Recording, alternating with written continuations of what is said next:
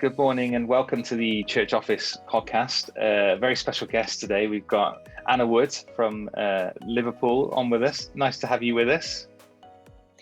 Thank you very much for having me. It's lovely to be here. It's great. And you're involved in a number of churches and an organisation called Cornerstone Liverpool. Is that right? Or Cornerstone Collective, isn't it? Yes. So the overall organisation is Cornerstone Collective of Churches. I'm based in Liverpool, which is where the sort of first church that started the formation of the Cornerstone Collective of Churches is located. And yeah, essentially the collective idea is that we are running a group of churches across Merseyside with a vision of trying to have more churches planted and set up and running across the region to spread the gospel across Merseyside, really. I love it. It's a really interesting model, and I think that's why we wanted to put on the podcast. Is that you're not just doing a campus model, but actually you're church planting locally, and you've got 4 churches that are currently in, maybe a 5th on the go. Lockdown has interrupted lots of different things and plans, I'm sure. And you're the operations director of this, kind of helping to coordinate everything in the background, really. Enjoy it. Yes, definitely. Definitely. It's been a very big learning curve for me. I only came into the role in September 2020. So yeah, COVID wasn't a big enough challenge. I thought I'd take on a new job at the same time. So I'd been a teacher for 17 years before that, in various roles within education, and had been a trustee of the Cornerstone Collective charity for 4 or 5 years before last year. And essentially they identified that they needed someone to fulfill sort of an operational role, to actually have somebody running all the things in the background that the pastors were capable of doing, but it was taking them away from what really should be their focus of actually spreading the gospel in pastoring their churches.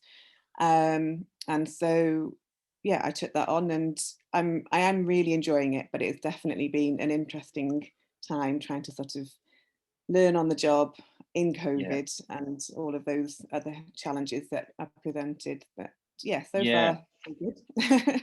So give our listeners just a bit of kind of history and sort of how these churches, we were talking before about them being autonomous churches, and tell us a little bit about your model, because not everyone is doing it the way you guys are doing. Back in 2009, about 13 of us started a replant of a church in South Liverpool. The eldership at that church had approached a friend of mine, Steve Robbo, over whether he would consider becoming a pastor of that church. They recognised that they were dwindling in numbers and struggling to keep things, functioning as a church. So a group of us went at that point, and by God's blessing and amazing abundance, we have seen significant growth since 2009 in that congregation. So much so that by September 2013, we were in a position where we planted a church across the other side of the River Mersey on the Wirral, in a place called Bebington. And that church again has been really blessed with growth and development over time. They're now numbering around 150-ish people regularly. Liverpool is around 250, although obviously COVID is hard to tell exactly where we're up to with numbers. It is, But essentially from there, we've then intentionally looked to try and work out how we can reach more people in Merseyside by planting or revitalising churches. So we've planted 2 further two further churches in just over 3 years ago, in about 3 miles from where we are in South Liverpool, further south. And then we launched publicly in April this year a 4th church in a place called Kensington in Liverpool, which is about 3 miles further north from where we are located. So they're relatively close to each other, and centrally under the umbrella of Cornerstone Collective of Churches charity, which means they're under the umbrella of kind of my role as an operations person. So anything that needs to be done in terms of safeguarding, in terms of finances, HMRC, charity commission, company's house, etc., etc. All of those sorts of things are centrally done by me and a team of various different volunteers and trustees, but they then operate themselves as autonomous churches. So each church has a lead pastor, and as they grow and become more established, they then establish their own eldership boards as well.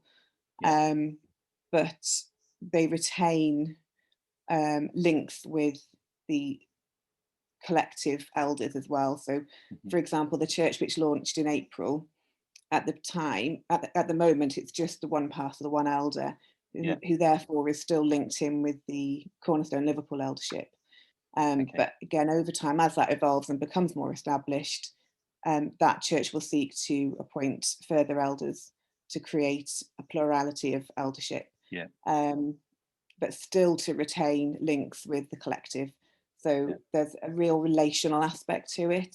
I love that. In terms of how the model works. So it's autonomous churches, but taking away that burden of all the things which, you know, a lot of pastors would say, I don't want to know all the detail. I don't want to know who's giving what money or how much that's going to cost me to get my CCLL license this year.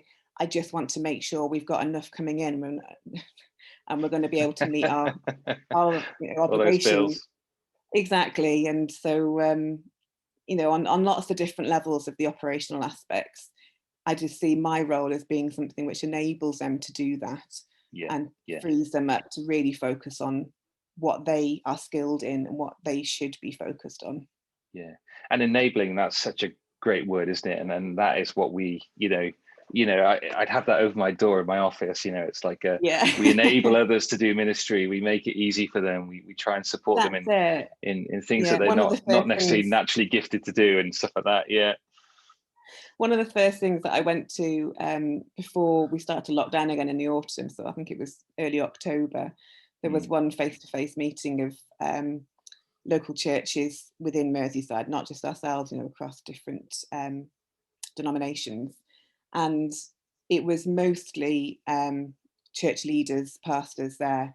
But my colleague had said, oh, you know, come along because it'd be good for you to meet people and just to have an idea of what's going on in the city, which was great. But then it came to the introductions and I'm sat there in a room full of other people who are all proper pastors, you know, properly in ministry.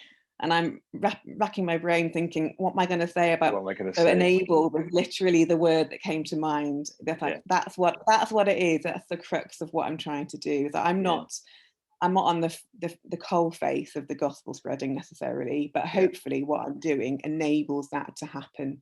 And that's really what I keep reminding myself of in, you know, the daily tasks, which seem a little unexciting, but they're really important. No, it's great, isn't it? I love those things that we can, those jobs that we can take off a pastor and you can see the kind of release and the joy that comes of, well, I don't have to do this. You're going to do this for me, and I can go and read my book or go and study the scripture or get ready for Sunday or think about how we could reach out in the city. And we've kind of enabled that to happen. And I love it. It's exciting to kind of take these practical jobs on and do it. So that connection between the practical and the gospel, and you are doing ministry work because you are enabling it. These church leaders to serve. And I mean, it's hard enough just running one church in the background, but here you are running multiple churches with multiple leaders, and obviously going to have a real mix of gifting, and each church is going to take on their own sort of style and flavor depending on that leader. How are you able to coordinate all of this? What does your week look like to do this?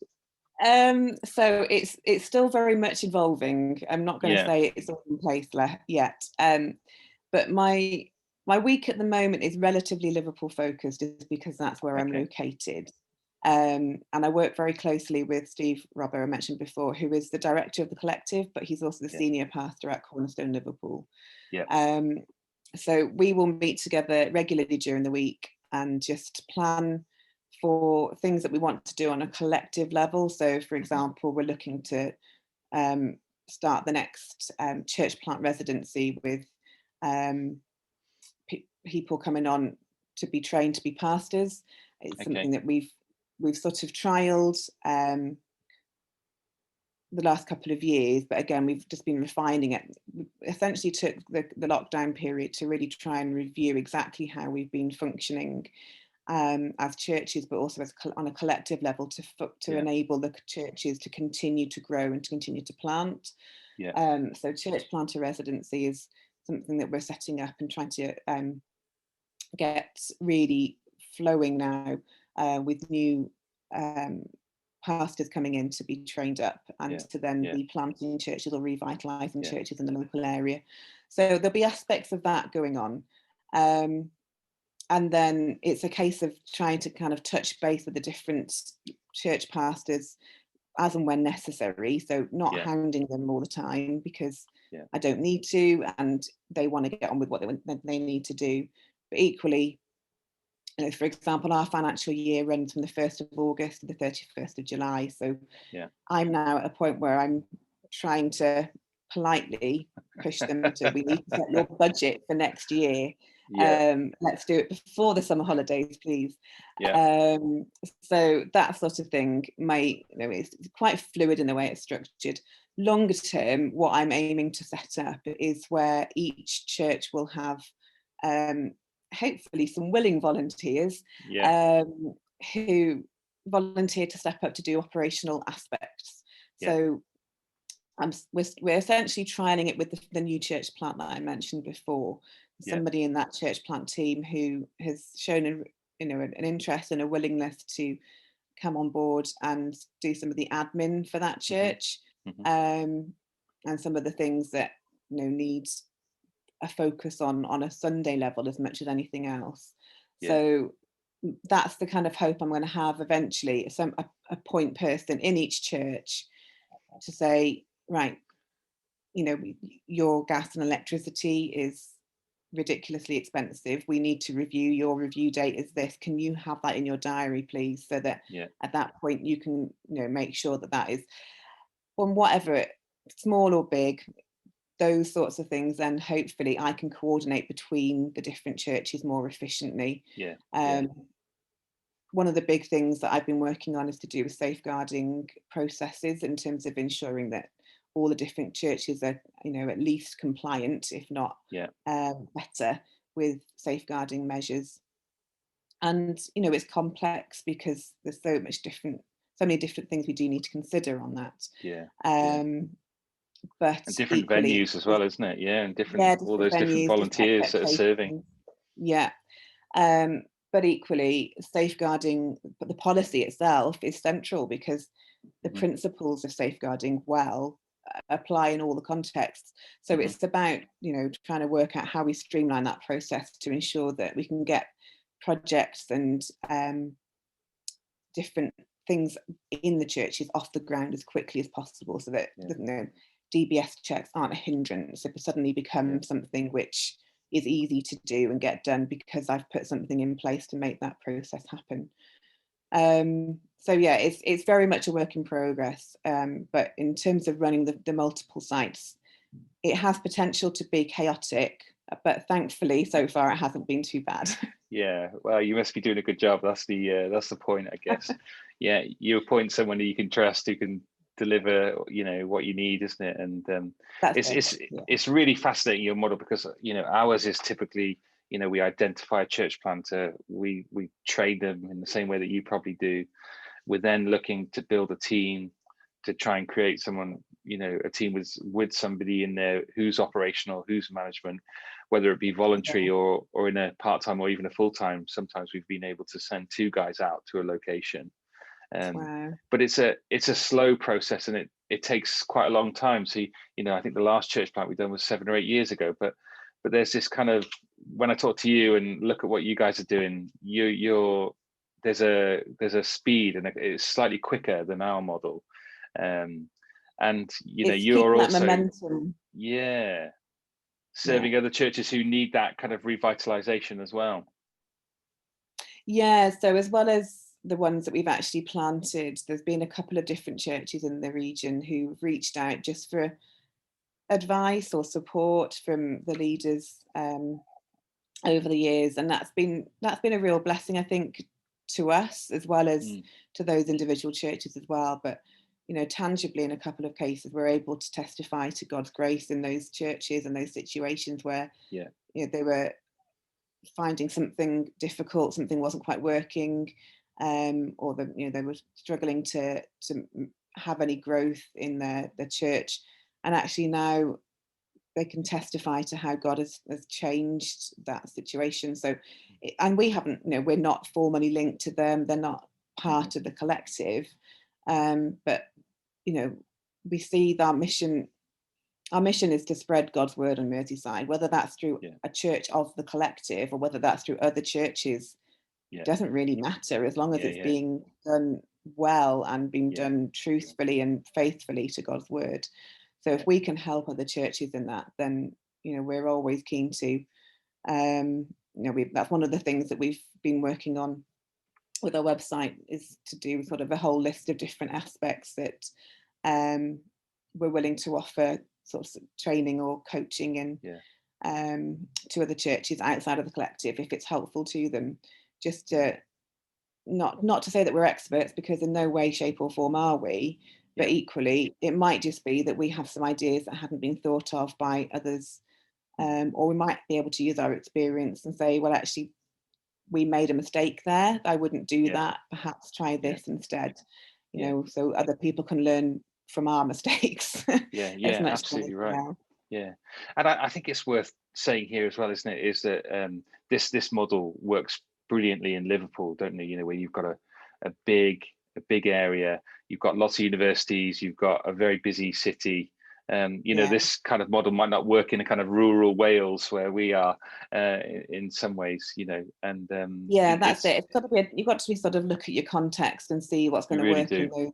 Yeah, and Liverpool is quite an interesting city in terms of religion, just because Hmm. it's actually very religious, but um, it's a lot of sort of identity religion, not necessarily faith-based religion.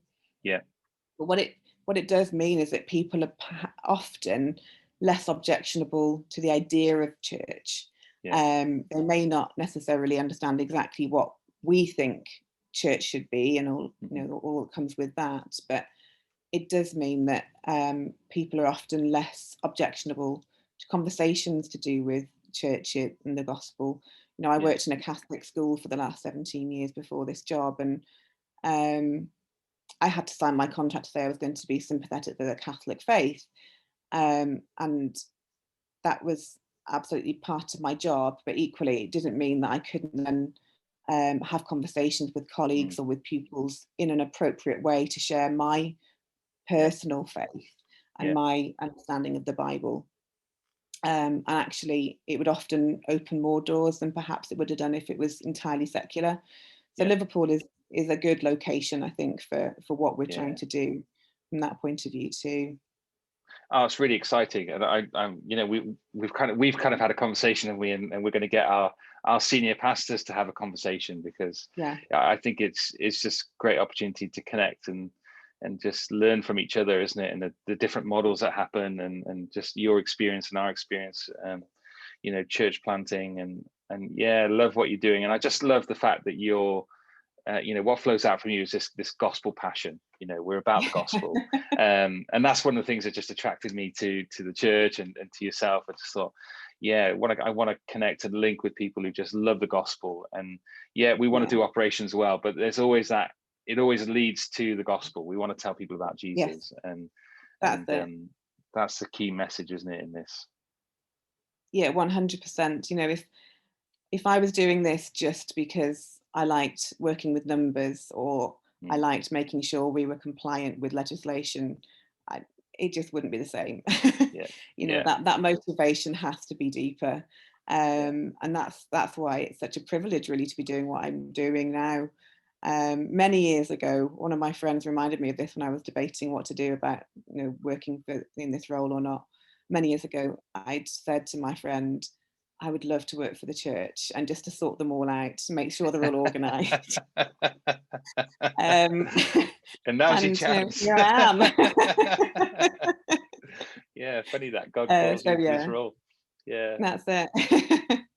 Well, I just love it, and it's so great to talk to you and just hear a little bit more about your work and the church and how you guys are reaching out with the gospel, and the crucial role that you play in the background to coordinate these things. I'm sure Steve would be lost without you, at his side, support and guiding Well, guiding you voice. might have to ask him, but equally, so far it seems to be okay. Yeah.